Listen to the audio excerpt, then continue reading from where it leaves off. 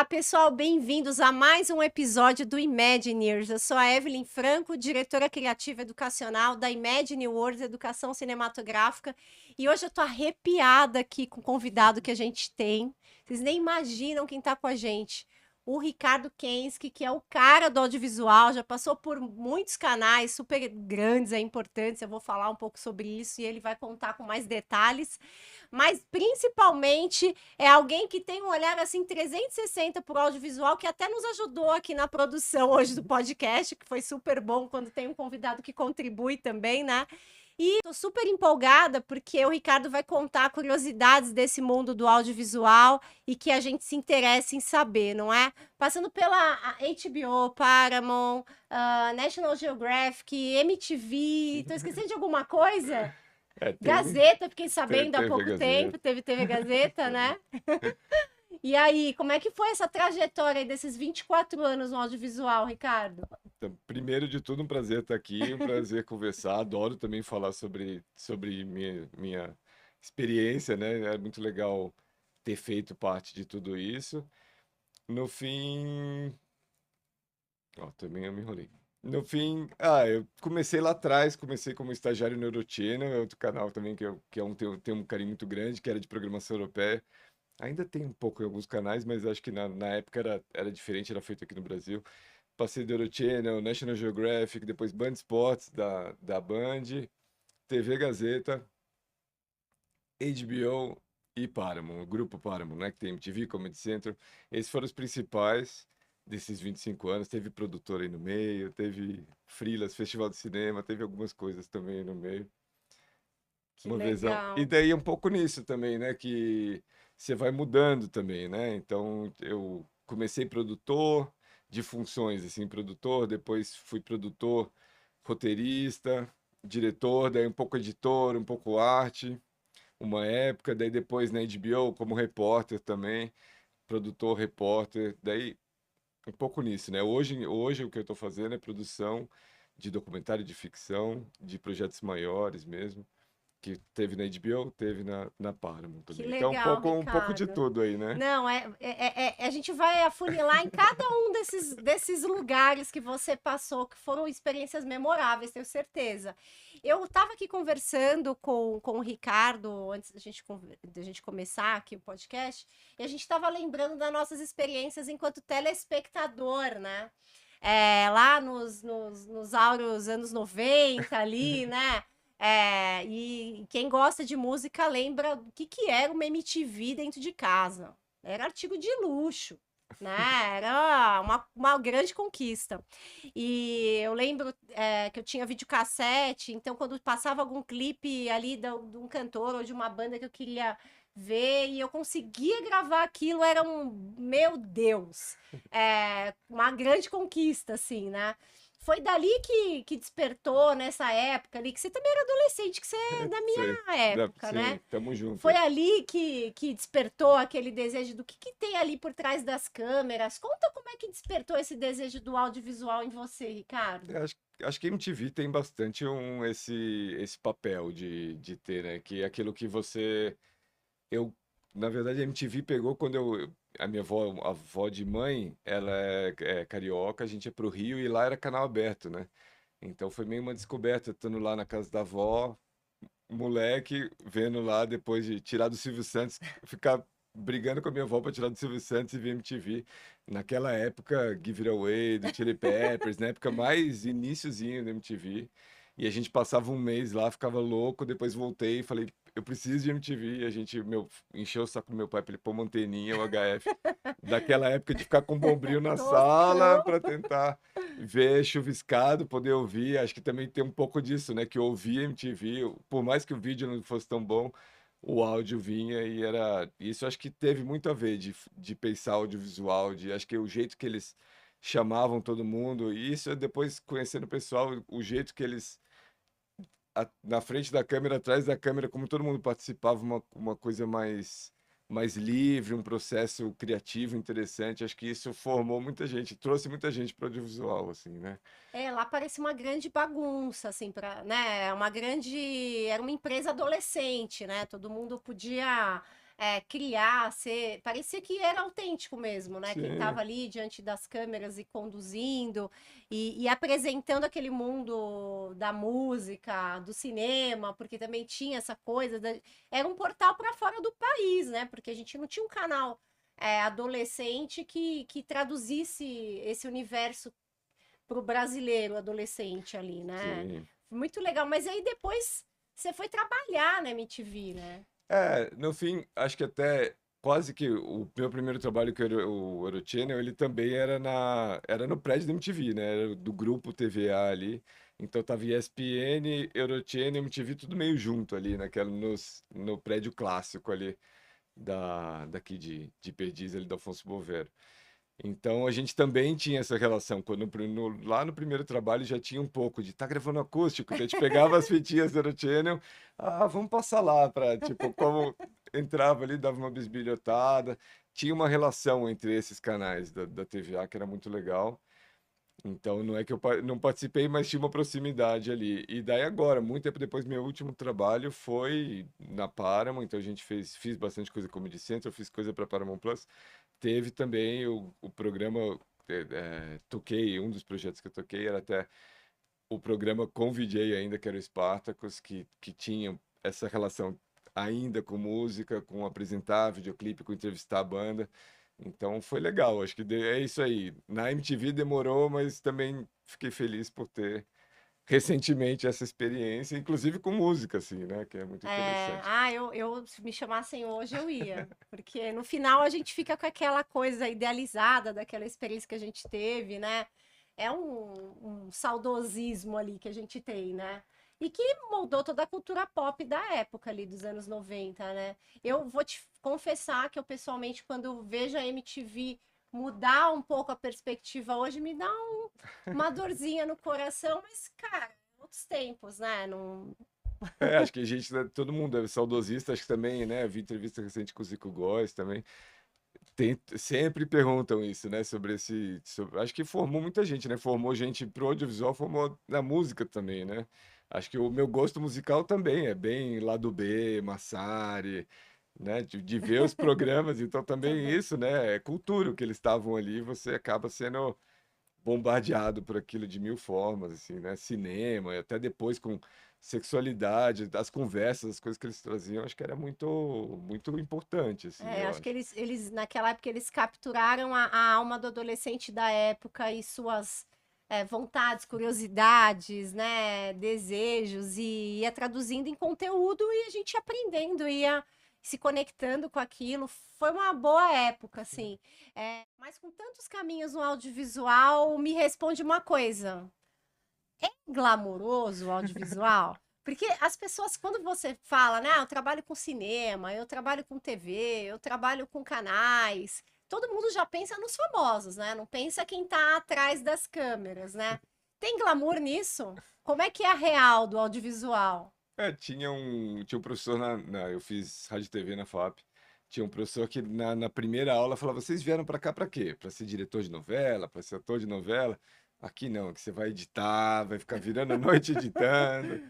O glamour acho que tem o glamour, pode ter também, mas tem muita relação, tem muito, né? Tem de tudo, né? Então, acho que para mim, essa lógica de carregar tripé na chuva, mas também, tipo, 8 anos na HBO, eu participei de cobertura de festival, de making off e Tem tudo um lado mais. glamouroso, Então, né? não, Para não, alguns, não né, diria Ricardo? glamouroso, porque tava lá o tapete vermelho e a gente do lado de cá do tapete vermelho, do lado não glamouroso do tapete É, vermelho, e apanhando ali com todo mundo, a equipe, todo mundo se microfonada na espremendo cabeça. para fazer. Mas, mas tem até uma foto que eu acho curiosa minha, que é uma entrevista com a Emma Stone, e ela, que é para um filme que a gente fez, ela tinha acabado de ganhar o Oscar por La La Land, era em Toronto, e ela tá, e é uma foto que eu tô espremido de lado, assim, fazendo o microfone chegar nela, assim, eu mesmo não, tipo, fazia a minha pergunta quase de costas aqui, e ela respondia para, tipo, um emaranhado de repórteres, assim. Então, no fim, tipo, logicamente, você vê o programa, vê a entrevista dela e é tudo muito Ela bonito. E ela linda. linda, maquiada, aquela luz perfeita do lado de cá, tá todo mundo se espremendo, batendo ali. Mas é legal, você tá no tapete vermelho conversando com a Emma Stone, isso é muito E legal. eu sempre tive essa curiosidade, assim, você tá lá num grande festival, né, como esse, o maior, né, mas como é que é? Você vai sabendo que você vai conseguir ou você tem que ir, é tudo ou nada? Você tem que tentar ver se você consegue uma entrevista, uma palavra, uma foto? Ah, é bem organizado, assim, porque daí os canais já você se credencia para o festival, então já tem os canais e já tem essas relações com distribuidoras, então a gente quando foi isso que eu cobri os festivais, daí foi todos, Cannes, Quando você tava Berlim, na quando eu HBO? tava na HBO, por 8 anos, assim. E você já tem esses acordos. A ideia que a gente ia lá cobrir era um pouco de cobrir, contar a história do festival. Então a gente voltava a fazer um especial de 25 minutos sobre cada festival desse. Então o que que teve, o que que o festival está contando, qual o caminho do cinema ali. E depois você tinha esse material para promover os filmes, porque os filmes vinham para a HBO no futuro, né? Vários deles. Então tá lá o filme do Batman, você faz, você conta. No festival não é o Batman exatamente, mas enfim, tinha também algumas coisas assim. E depois o filme entrou no canal, você usa aquela mesma entrevista. Então tinha esses dois focos. Quando a gente entrevistava, era promover o festival e promover o filme. Então a distribuidora tem interesse que você cubra o Ah, filme porque o verdade. filme está vindo para o canal. Então ele já era bem. O festival, nesse sentido, não é tão de conseguir, ah, meu Deus, me dá entrevista. Tá lá, assim, é uma coisa profissional, você marca tudo, tem o seu horário certo, então você vai ver o filme e tal, só pode fazer entrevista se vê o filme, vai lá no horário X, daí é uma sala mais ou menos que nem essa aqui, que é isso aí, câmera, luz, duas pessoas sentadinhas, você vai lá e entrevista, assim. No caso eu não aparecia, então era só, eu não era apresentador, né, eu era repórter, então fazia entrevista, usava esse material depois. Mas é bem organizadinho, assim. Legal. E agora aqui, né, só entre nós aqui. Rolou assim de você fazer uma entrevista que o entrevistador desses famosos, né? Não estava muito afim, ou não deu muita bola, e você precisava daquela entrevista. Já aconteceu alguma coisa nesse sentido? Já começar na É porrada, né? lógico. Ah, no fim, assim, eu sou, não sei se sortudo, mas acho que também tem uma coisa em relação profissional que por mais que a pessoa estivesse ali, nossa, eu vou falar de novo, 10 mil vezes sobre o filme, por que que eu fiz, o ator tal, eu acho que todo mundo tem uma coisa profissional de fazer aquilo funcionar. Tem alguns que ou são mais malandros ou mais saco cheio. Um que eu achei que não tava muito assim, que foi o Chris Evans, o Capitão América, que ele veio, ele era o único representando o Vingadores aqui no Brasil. E ele veio, a gente fez uma entrevista e ele foi meio burocrático, meio de saco cheio. Ah, pô, tipo, e era o único, então você tinha que Tinha muita usar ele, a opção. entrevista dele, para contar do filme. E acho que era também o primeiro Vingadores lá atrás. Então acho que depois a coisa também cresceu e divulgaram diferente, né? Mas aí o primeiro era isso, era ele, você tinha que contar e não necessariamente você conseguia voltar com material que você pudesse contar. Nossa, eu vou falar muito do Vingadores. Tipo, tá ele ali falando, Às vezes também para Pô, e você espera, né?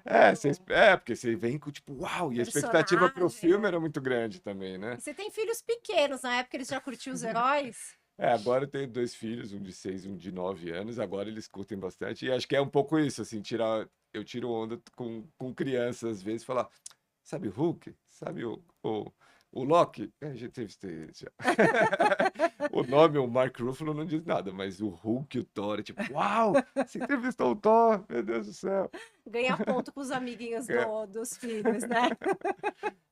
E daí pode ser frustrante saber que não era o Hulk, que ele não se transformou em verde, nem ficou Ah, mas gigante na essa minha parte frente. não precisa Essa parte não precisa contar. contar. Ah, Não. tá bom. Fala que ele estava bem tranquilo na Tá, hora ele da estava calmo, entrevista. eu também não provoquei muito, né? Você sabe dos riscos, né? Não vou cutucar, porque vai que ele vira um monstro na minha frente aqui. Mas você é bem contador de histórias também, né? Vamos falar a verdade, né, Ricardo? Você também tem essa coisa do roteiro, de contar histórias que são legais, que envolvem. Você tem gostos bem curiosos para histórias, né? O que te deixa ter um repertório ainda mais criativo.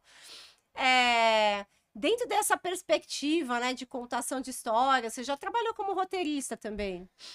Já trabalhei como roteirista, eu fiz dois curtas até, inclusive. É, um curta de ficção, dois curtas que daí é eu experimentando, né, no tempo livre com amigos, assim. Um curta de ficção que a gente resolveu fazer uma ficção científica baixo orçamento, assim. Então, tá no YouTube lá, se chama Futuro Breve, quem quiser dar uma Ah, olhadinha. quero ver, futuro breve. E a ideia é tipo falar, e se uma pessoa pudesse ver uma viagem no tempo sem viajar no tempo, né? Então era uma premissa que a gente resolveu fazer. Então era uma câmera, a ideia é uma câmera que a pessoa liga, quando ele ligou na TV, ligou e ele consegue ver o futuro na câmera. Nossa. Então é um pouco essa ideia, mais uma premissa e Um foi Black super Mirror, barato, vai. bem Black Mirror. Cuidado que está no YouTube e está disponível. E daí essa coisa que eu acho que também tem um pouco a ver nisso, né, do audiovisual, de você pensar, então tá, uma locação, dois atores e uma história que acontece naquele tempo e que diz alguma E foi coisa, né? para festival esse filme? Foi para alguns Que festivais. É legal. bom isso hoje em dia, dos curtas, eles rodam bem, né? Então foi para o México, foi para os Estados Unidos, foi para Espanha, foi para vários lugares. É, e é isso aí, mó prazer ter participado um pouco disso, né? Que legal. Ter liberdade para criar o que a gente tem na cabeça. Às vezes a gente consegue no audiovisual, às vezes não, né? Acho que no fim é um pouco, acho que o fazer audiovisual é um pouco isso, você pensar e pensar jeitos de realizar. Hoje em dia tem muitas formas, né? Acho que com celular, com jeito.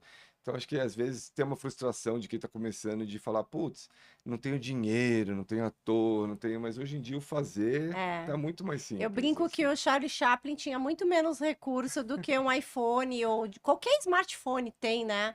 E quantas narrativas ele, né, atravessa os tempos, né? E hoje todo mundo é produtor de conteúdo de alguma forma, né? Seja para a internet ou seja para si, né? Para a vida. Mas isso também tem mudado um pouco, eu imagino. A visão dos espectadores a respeito do que eles vão perceber lá nos canais, né? Os canais têm essa preocupação de entender ali a questão. O que leva uma pessoa hoje que está com o celular na mão a assistir um canal? Existe uma baixa de audiência? Isso é uma questão que aparece dentro dos grandes canais, como a Paramount, HBO, National Geographic? Ah, eu não sei, acho que eu não saberia responder exatamente. Acho que teria. Aí tem mais a ver com dados, pegar e comportamento do espectador e números, né? Nos próprios canais eles têm leituras. Eu estava do lado da produção, não necessariamente eu tinha Não essa tinha essa visão macro. analítica, Porque eu né? acho que hoje em dia tem mesmo essa saturação né? Essa palavra conteúdo, inclusive, já está usada. Você fala conteúdo do quê? Para quê? É, Que conteúdo você está falando, né? Que acho que tem isso, tem um consumir. A gente está falando, começou falando da MTV, e eu lá na casa da minha avó vendo um canal. E é que essa coisa de hoje em dia a gente, né, tem filhos pequenos e os filhos, eles têm lá o conteúdo que eles gostam 24 horas por dia. Na nossa época, a gente tinha que ficar esperando ali o desenho passar, assim, né? é, Então, acho que tem uma saturação de formas de consumir, de jeitos de consumir. Então, tá no ônibus, a pessoa vendo série no celular e YouTube de todo tipo. Então, pensar que um Cazé da vida começou fazendo review de lancheira, hoje está transmitindo a Olimpíada. Então, acho que tem muitas formas, muitos canais.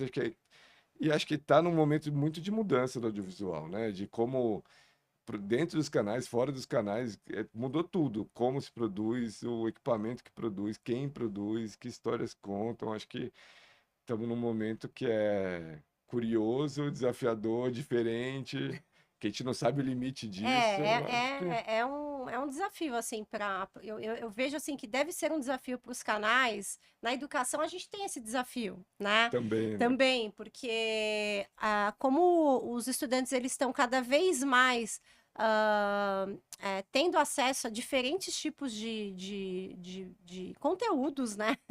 E aí, quando eu falo conteúdo, são todos os tipos de conteúdos mesmo. Como eles estão com esse acesso muito na mão, os formatos vão moldando o gosto, né? A vontade, a motivação por assistir. E a gente também sabe que está tendo uma grande epidemia de informação, né? A gente está sendo, né? Nós temos filhos pequenos e sempre estamos preocupados ali em cuidar para que não sejam tão assediados na questão da informação, Sim. mas os adultos não têm muito esse crivo, né? A gente recebe esse monte de informação, esse monte de tipo de conteúdo, e de repente, dentro das universidades, o cara tem que assistir um negócio mega boring, né? Uma coisa estática, ali, o que é uma coisa que me incomoda já faz um tempo, inclusive a gente tenta solucionar com a Imagine Worlds, né? E na TV, os formatos eles são um pouco mais conservadores, é bem diferente do conteúdo para internet, né? É, claro, com uma alta produção, ela exige um planejamento, ela exige um investimento de profissionais de tempo e financeiro muito maior do que conteúdos da internet. Tem até uma curiosidade que aconteceu comigo recentemente.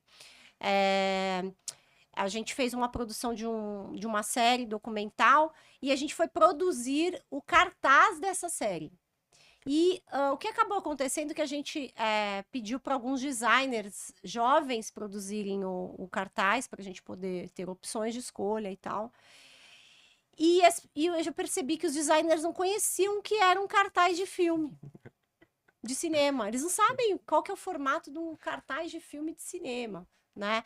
Então, essa questão que você levanta, né? Que tá tudo mudando e a gente está dentro dessa transição, eu vejo que é um pouco resultado.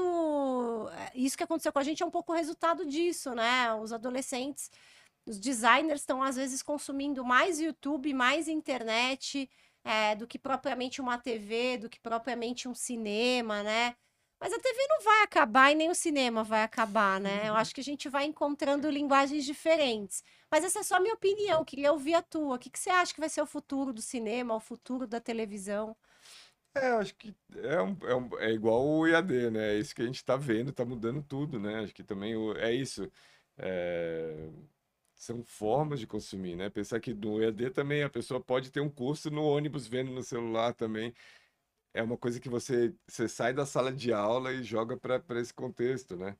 Eu acho que é maluco esse do. Eu acho que se pensar nos streamings, tem uma coisa de agora que você vê no Netflix, conteúdo interativo. Os filmes, né, que antes era bem 1 hora e meia, 2 horas na nossa época, agora tem 2 horas e pouco, 3 horas e É. tal. Então, acho que. E também séries curtas e coisas de 15 minutos. Então, eu acho que também tem agora uma liberdade que também é isso. Acho que os formatos, as TVs trabalham com séries mais, né, tipo 6 episódios, de 60 minutos, 40 minutos, tem regrinhas, assim, né? Ainda mais quem pensa, no caso da Paramount, tinha essa coisa de você pensar, porque agora é tudo streaming, mas lá também os canais, né? Então também era pensado quando tinha uma série de comédia para o Comedy Central, por exemplo, tinha, então tem quantos breaks, quantos minutos, quem vê, a gente até pensava, tinha uma coisa, uma engenharia ali de pensar nas transições, então quem vê no streaming não percebe corte de bloco, vai meio natural, mas quem vê para direitinho, retoma o assunto. Então tem esse pensamento que ainda está lá, de pensar para TV e pensar no streaming ao mesmo tempo, mas é isso aí, né? No meio disso tem uma infinidade de possibilidades também lá dentro, né? Eu fico até me perguntando, às vezes, assim, que hoje quem é que vai? Quem. Acho que não tem uma resposta, mas quem tem um peso maior, o algoritmo ou o roteirista, né? Porque o assédio é grande, né? E a gente tem aí roteiristas cada vez. Nossa, tá espetacular, assim. Eu tô vendo cada produção que eu falo que legal, é um universo criativo que está se expandindo no audiovisual, também pela facilidade de produção, né? Que a gente não tinha no começo, né? Mas eu me pergunto um pouco isso, assim, né? É, qual que é o que que segura, né? Um motiva a começar e terminar? O algoritmo? É uma história bem contada? O que que você acha? Uma mescla de ambos? No fim, essa função que eu desempenhava, que é um pouco na HBO e na Paramount, no final da HBO e na Paramount, é essa figura do produtor criativo, que eu acho que isso é super estratégico para os canais, assim. Porque daí tem essa coisa de quem produz e o canal o que quer, mas tem que ter pessoas dentro do canal e que tem um pouco, que é isso, é ter uma visão do conteúdo também, uma visão de o que não é só o que é algoritmo, então vamos criar mais formato, vamos criar mais true crime, vamos criar mais reality de namoro, ter um pouco de, tá, as histórias não são só essas que existem, né? Então, que outras coisas, que outras linguagens, que outras, né, ter provocações aí, né? Tem que ter uma pessoa com essa visão mais estratégica, mais artística, com repertório também, que é justamente para Uhum. escolher, e daí tem nessa associação de criativo, produtora, canal, estratégia de lançamento também, porque às vezes também estão jogando tudo ali e tentando ver se desempenha, mas falta também um jeito de lançar, falta uma divulgação, porque é muito conteúdo, né? Como É. se destacar no meio de tudo isso, como chegar no seu público.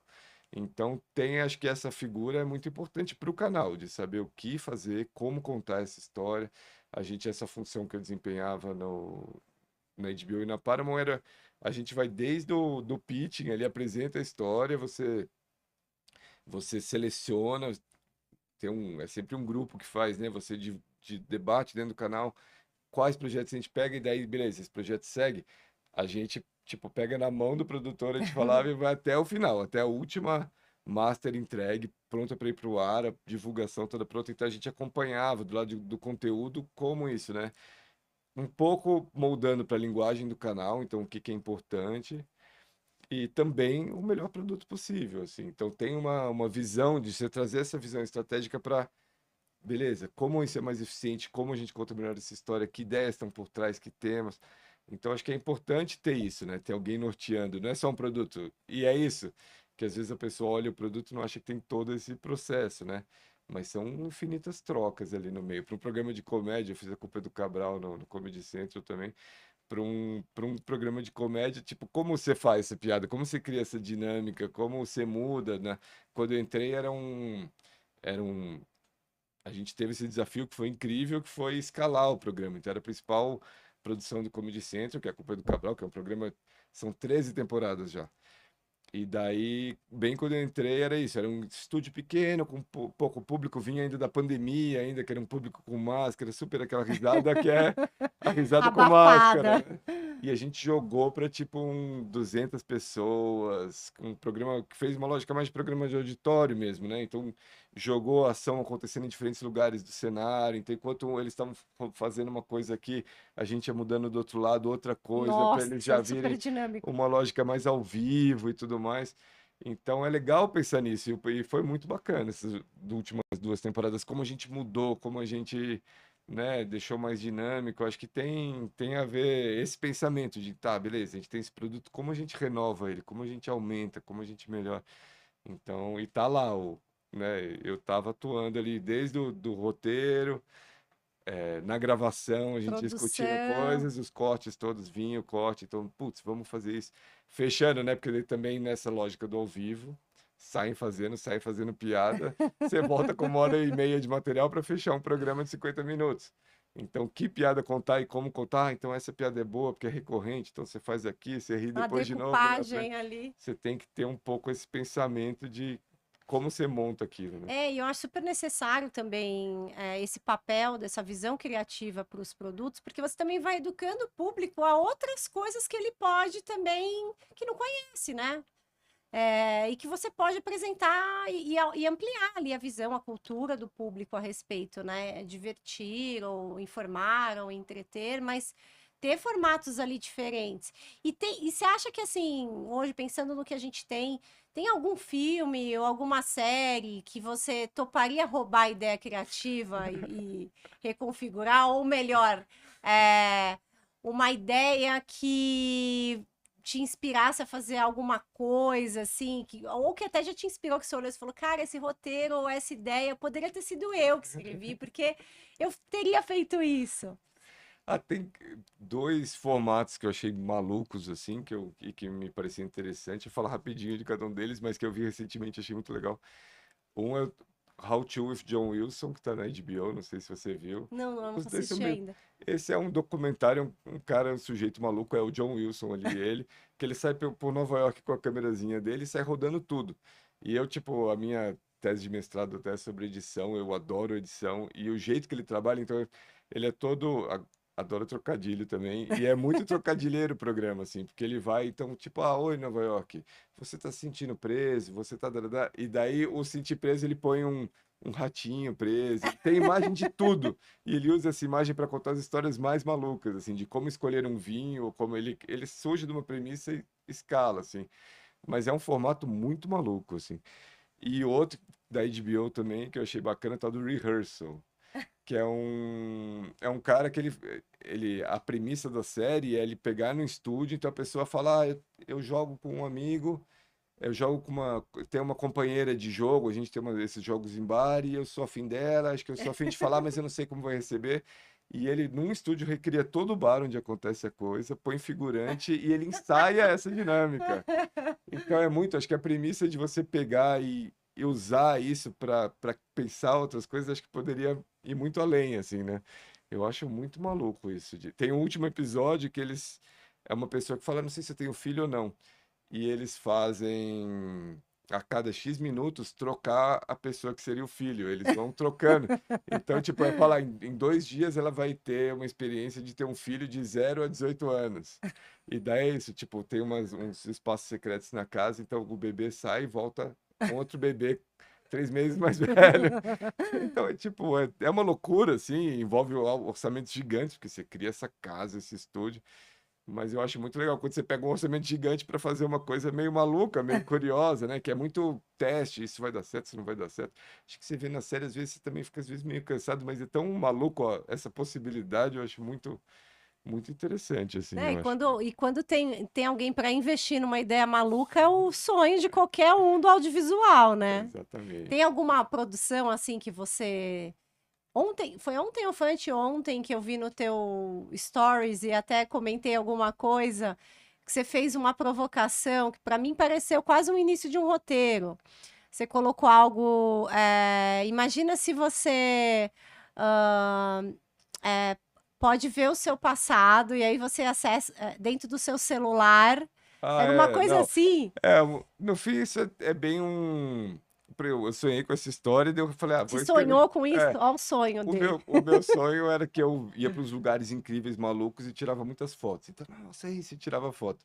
Daí quando eu acordei, me veio essa premissa de falar, e se eu abro o celular e tá lá a foto do Que sonho, você né? Que sonhou. eu sonhei. Então eu pus num stories bem isso, é tipo história, tem umas coisas que é só uma ideia que ocorre, eu ponho história curta e vou numerando ali.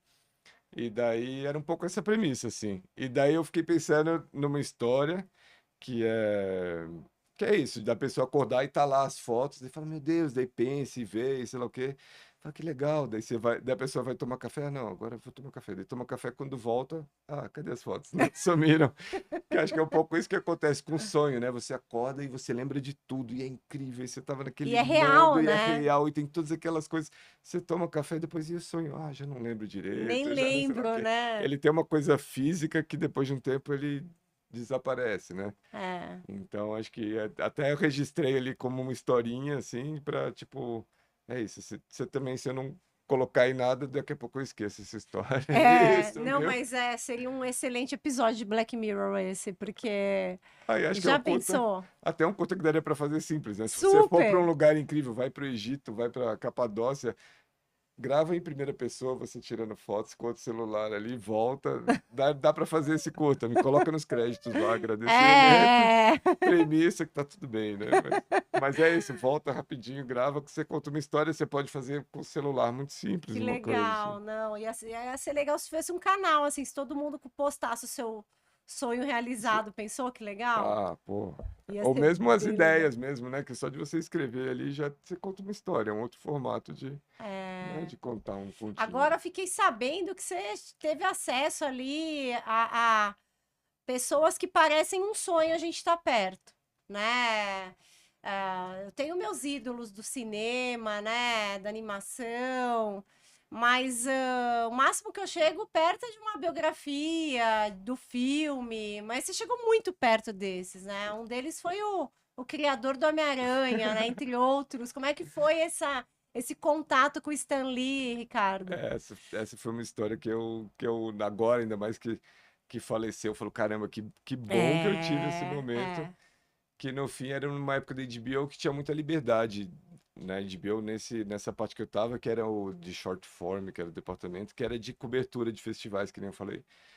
E a gente tinha muita liberdade para fazer, para viajar, para fazer essas coisas. E daí tinha, quando foi a segunda trilogia do Homem-Aranha ali, né? Ia lançar e daí eles falaram, vamos fazer um especial sobre o Homem-Aranha. Tá bom. Daí eu falo, se a gente fosse atrás da Marvel, atrás do Stan Lee, posso ir atrás? Eles, pode, se você conseguir. Parecia meio que, tipo, você não vai conseguir nem a pau, mas vai lá. E essa lógica, que mandando uns e-mails ali, tipo, eu fui na Marvel lá, entrevistei, tipo, fui uma tarde em Nova York, entrevistei daí do roteirista, o desenhista, o produtor, todo mundo. E o Stan Lee foi isso também, falou, tipo, ele daria uma entrevista? Daí ele retornou no canal oficial dele ali, no canal, né, de e-mail, assim, da empresa. Falou, ah, tá bom, se for num estúdio em West Hollywood, nesse bairro, ele topa, ele vai. Tá bom, daí, tipo, meio que, vamos lá, vamos ver até onde vai essa história. E daí aconteceu isso mesmo, né? Nossa. A gente tinha essa ideia de fazer um especial e de repente tinha essas coisas incríveis. E foi isso, assim, uns amigos que estudaram lá, tal, me indicaram um estúdio, era um estúdio meio curioso, até que era uma bola, assim, ali fica suspenso, você pode estacionar embaixo do estúdio, é uma grande bola, assim. E Demais. daí eu marquei e foi isso. Chegou na hora X lá, ele apareceu. Oi, prazer, eu sou Stan Lee. Nossa. Veio sozinho, sem assessor, sem segurança. Aqui você imagina, né? Se você fosse É, entrevistar um e ator, ia vir, um staff. Veio ele ali com a roupa quase tipo, ah, eu tava correndo aqui no bairro, agora vim aqui.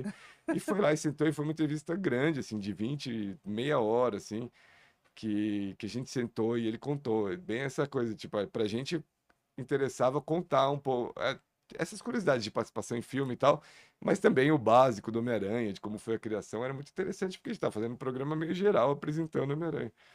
E foi sensacional, assim, super simpático, super acessível. No meio da entrevista, ele, agora eu tenho que ir, assim. Mas, tipo, desse jeito, que tipo, eu cheguei, eu espontânea, vou, né? e agora eu vou. Foi muito mágico, assim, muito. Demais. Não, nem consigo imaginar o que é. Eu acho que eu ia ficar super nervosa diante de um ícone desse, né? E ainda mais ele deixando o legado que deixou, né? Influenciou praticamente o mundo ocidental inteiro, né?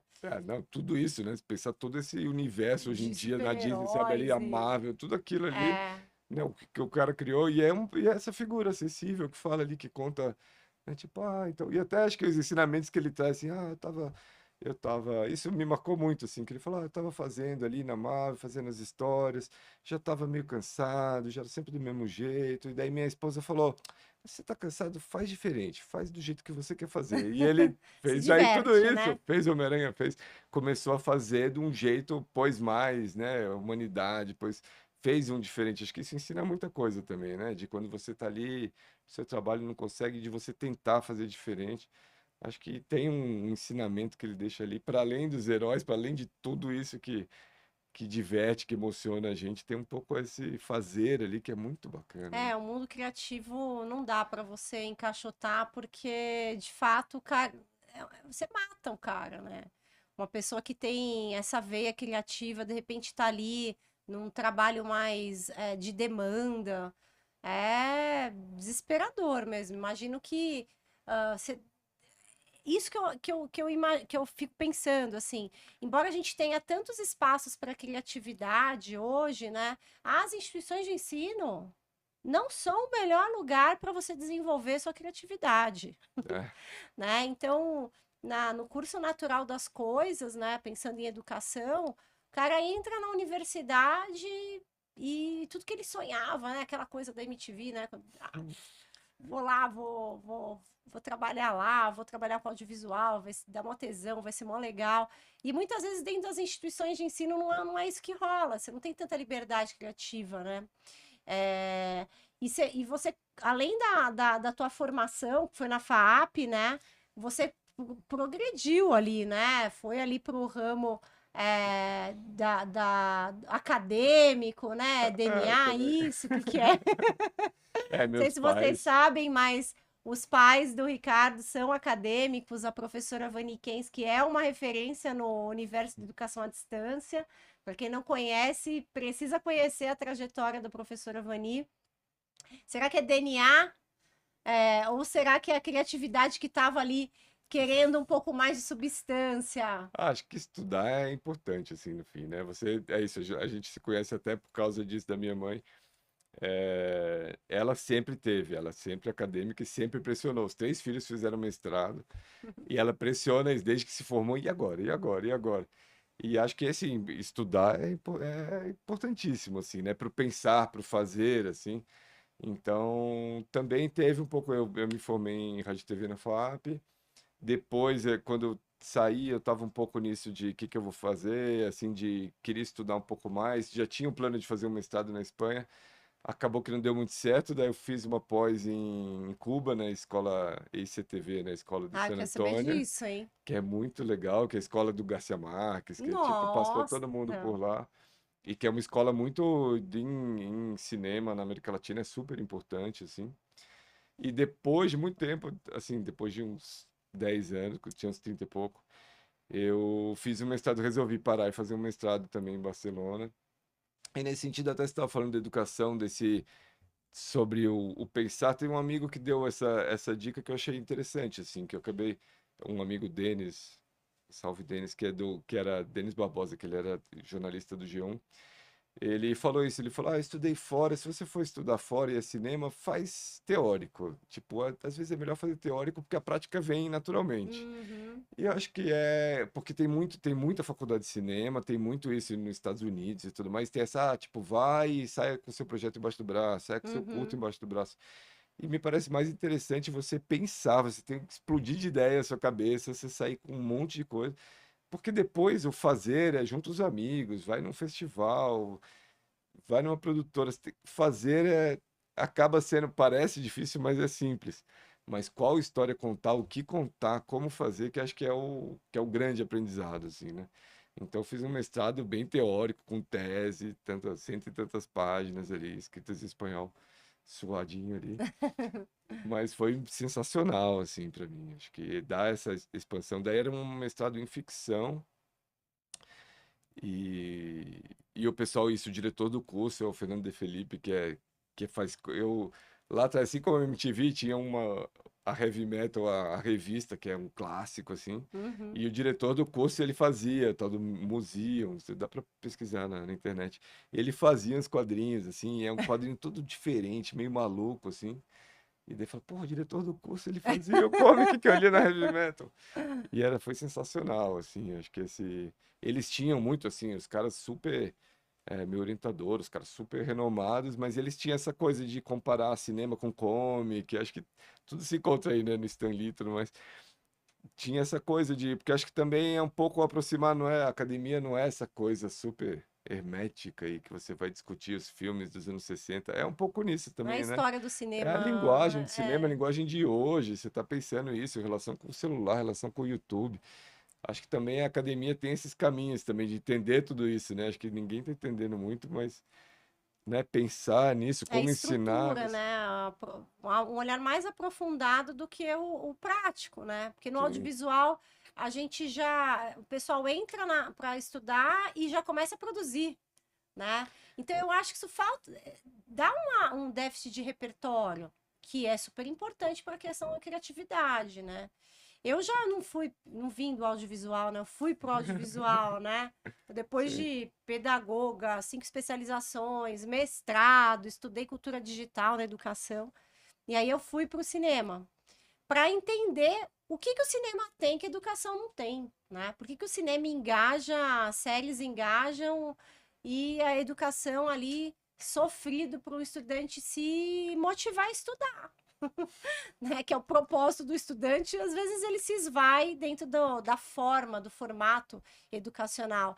E isso que você falou, né, da gente ter repertório para fazer novas criações, novos formatos, novas linguagens, é o que falta muito na educação, muito na educação. E a gente tem que cuidar que o audiovisual ele tem assim os seus espaços para criatividade, que o algoritmo não vá nos conduzindo para formatos, né? Porque tá aberto, a cultura digital é isso, é a gente se vê dentro de uma identidade, né? Eu gosto de brincar que a digital eu faço um paralelo com a digital do dedo. Qualquer um pode ter a sua digital nessa cultura, né? Mas, né? E uma coisa que eu acho curioso disso que você traz também, que é um pouco esse, tá, tem a educação, tem o audiovisual. E a educação do audiovisual, né? Como você faz Também. um EAD para um estudante de cinema, por exemplo, né?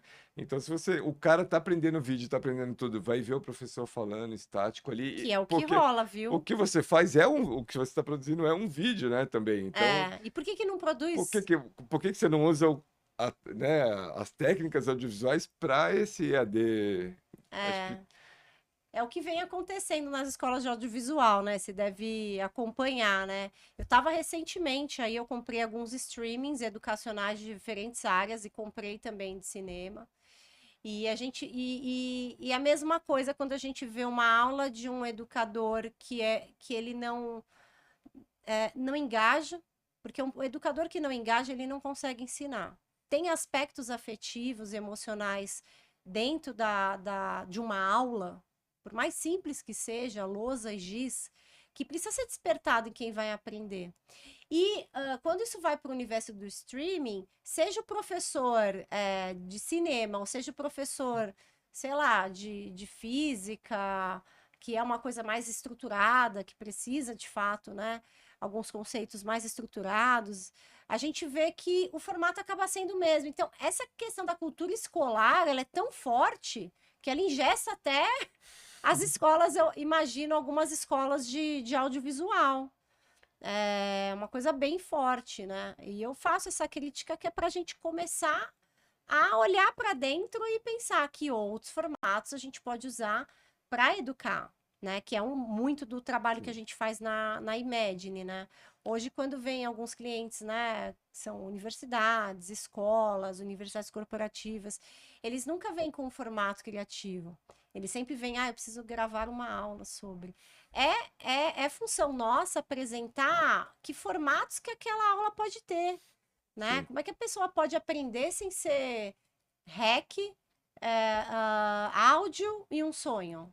Que outros formatos, né? Então, eu penso que, para além da inteligência artificial, né, que a gente está Sim. aí, né, usando e vendo aí a expansão disso, a nossa inteligência criativa precisa de muito insumo, de muito repertório, para que a gente possa fazer formatos realmente diferentes, né, Ricardo? Que é um pouco esse o formato, esse que a gente falou do formato audiovisual, também é o formato educacional, né? Tem 1 milhão hoje em dia de possibilidades. O problema é isso, né? A pessoa que às vezes ela também não conhece o que pode ser feito, né? E pode, né? Hoje em dia a gente está num campo que tem muita liberdade, né? Tem muita possibilidade. Então acho que justamente é um pouco nessa lógica de encontrar, né? Fazer essa conexão e ter liberdade para criar coisas, né? Eu acho que ligar o modo investigador é bom nessas horas, Sim, né? Que é você experimentar formatos. Tem alguns que vão dar super certo, outros não, mas alguma coisa ali deu certo. E ir construindo linguagens que se conectem com as pessoas, seja ela para entreter, seja ela para vender, no caso da publicidade, seja ela para educar, no caso da educação, né? sim. E, Ricardo, me conta uma coisa, assim, teus filhos, né? Você tem dois meninos, eles demonstram interesse pelo audiovisual? Ou os interesses são diferentes? Como é que é ter um pai que é produtor, que é roteirista, que é um diretor criativo? Como que é isso dentro de casa? Era um pouco esse desafio também, né? Que, tipo, logicamente eu gosto e quero apresentar e quero ver coisa com eles, ao mesmo tempo que, tipo, não, pera, para com tela também, né? Vamos fazer vamos montar Lego agora, né? Que acho que hoje em dia tem também esse desafio de que acho que juntando tudo, o que eu tento fazer é com que eles vejam coisas melhores, assim, né? Porque às vezes tem essa lógica de você ligar ali Netflix e ter uma série que tá ali, que é o algoritmo que indica, e a pessoa fica travada naquilo. Fala, não, então vamos ver A Viagem de Chihiro, vamos ver outros tipos de animação, vamos ver outros tipos. E também uma investigação minha de formatos também, né? De tipo, então deixa eu ver o que que eles estão fazendo, que animação diferente é essa. A gente levou recentemente eles na mostra de curtas, aqui tinha uma sessão Uhum. de curtas de criança. E daí é muito legal isso, porque são, tipo, eles estão, você vê animação? Vejo todo dia animação.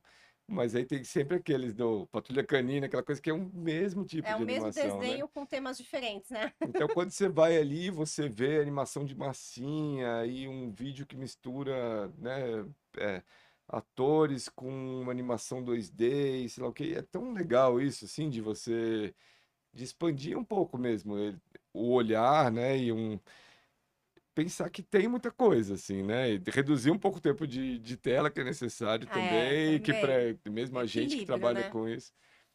E também, às vezes, eu tô chamando para eles ter uma série que eu tô desenvolvendo, que é de ficção, que é um pouco o universo da criança. Também, o que que você faria? Daí eu fico provocando eles.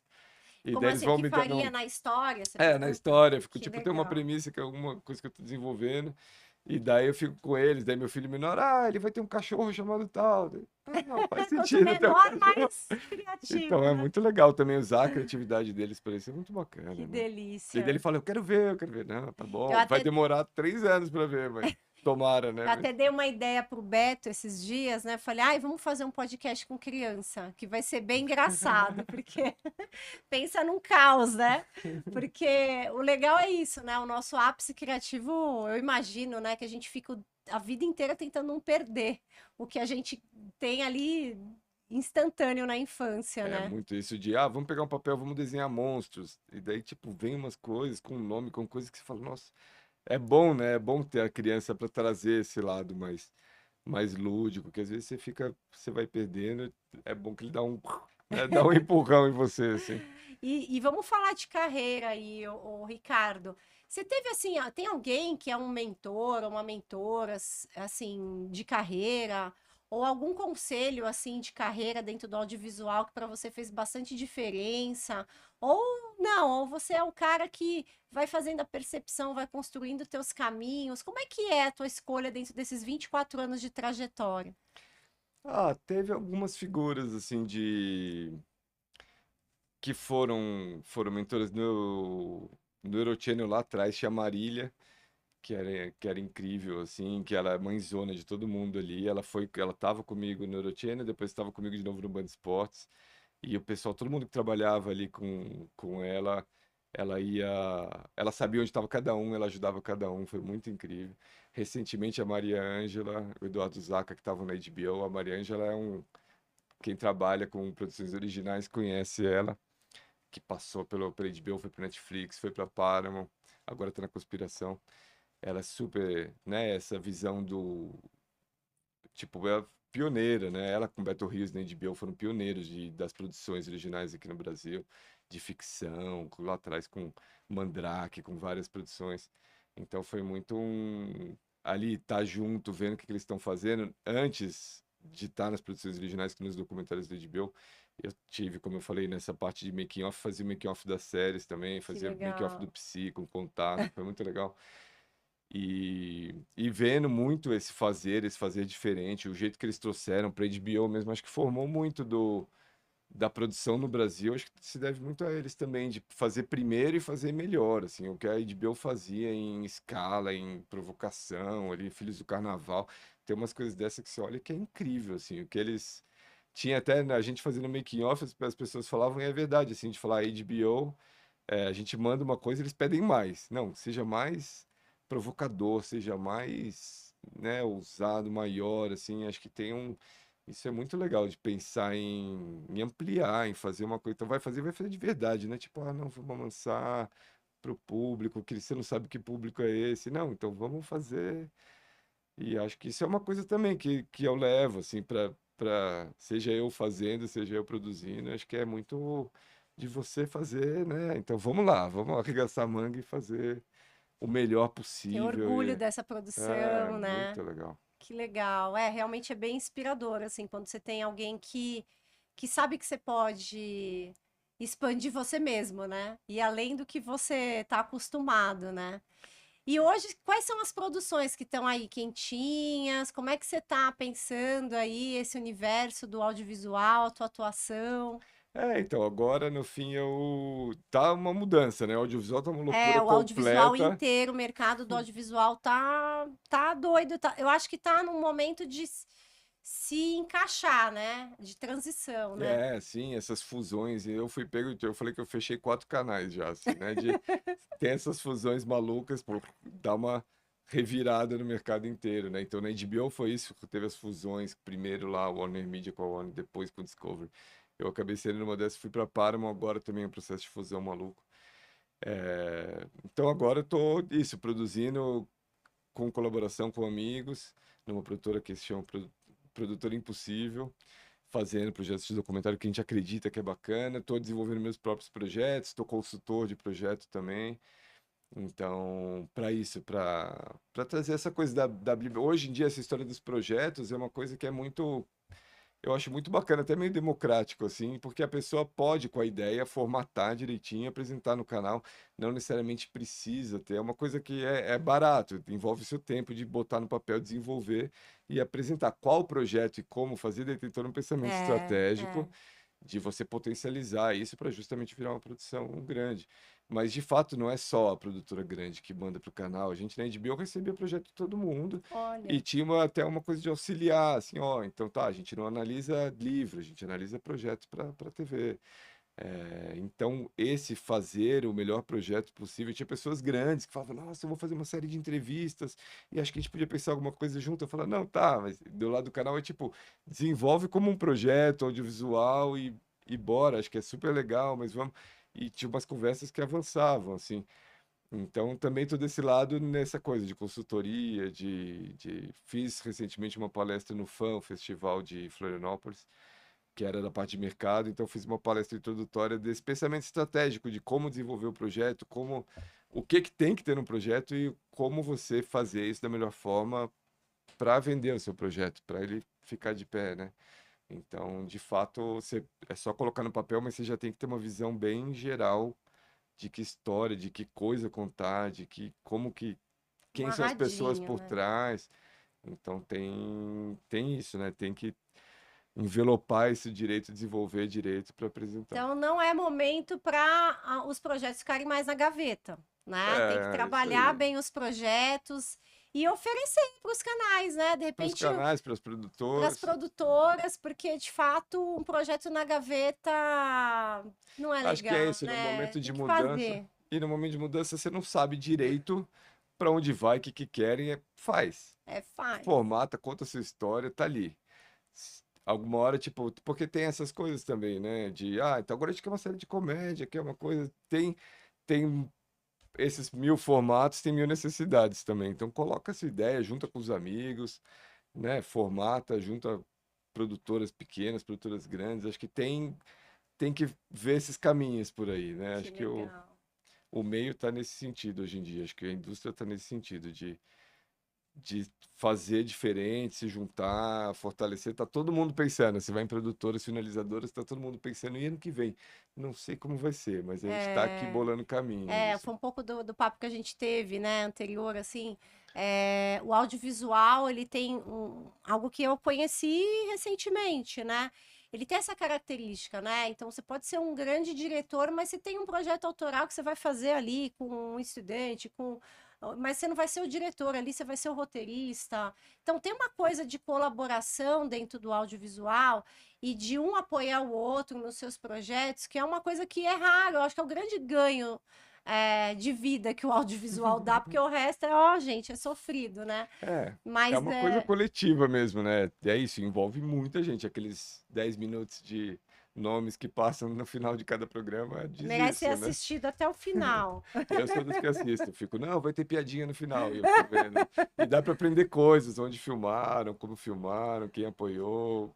Dá para você sacar muita informação Olha dali aí, dá também. para o esqueleto da produção ali só com os créditos, Mas né? de fato, você pode desenvolver uma ideia sozinho, mas é isso, mesmo uma ideia sozinha envolve, né? Então você vai fazer um programa, um documentário, tá bom, mas vai ter apresentador, quem que vai estar por trás, quem são os especialistas que estão falando, onde vai rodar, então já nasce coletivo, ainda que seja uma É, ideia, já tem que ter um pouco quem são as pessoas que estão fazendo, por onde isso vai acontecer.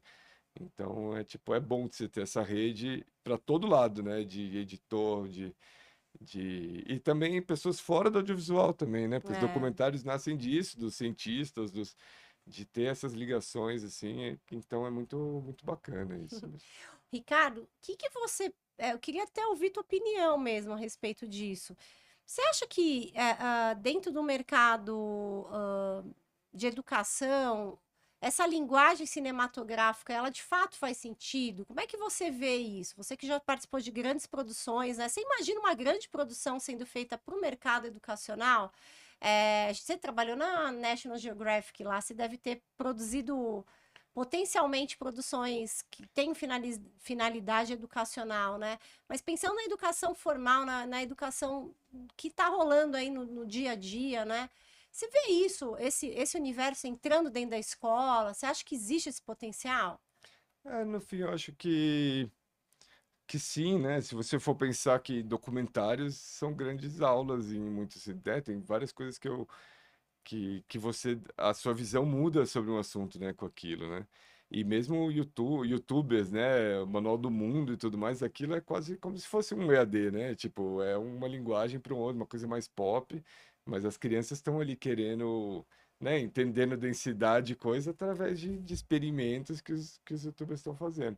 Então, eu acho que tem que trazer esse conhecimento, eu acho, né? Pensar diferente, assim. Você está trabalhando com vídeo, eu acho que tem como fazer diferente, fazer com outros formatos. Acho que isso é um pouco que a gente está falando dessa mudança do audiovisual. Acho que o EAD tem que também ter essa. Agora, muito mais, depois da pandemia, o EAD é muito Nossa, mais importante, né? porque não E, volta mais, e não tem mesmo mais. tempo, né? Você está trabalhando em casa, essa coisa de você, um monte de gente agora fazendo curso com PUC do Rio Grande do Sul, né? Essa coisa de também dos cursos viajarem também, acho que é importante, né? De você fazer, estudar uma coisa de um outro jeito, em outro estado e juntar todo mundo, mas acho que daí para isso, você está trabalhando com vídeo, é legal ter essas, é importante ter, né? Dominar essa linguagem, né? É, a gente até pensou num formato bem legal recentemente, né, de produção aí para estudantes de cinema, né? Ah, que legal. A gente não vai contar nada disso agora.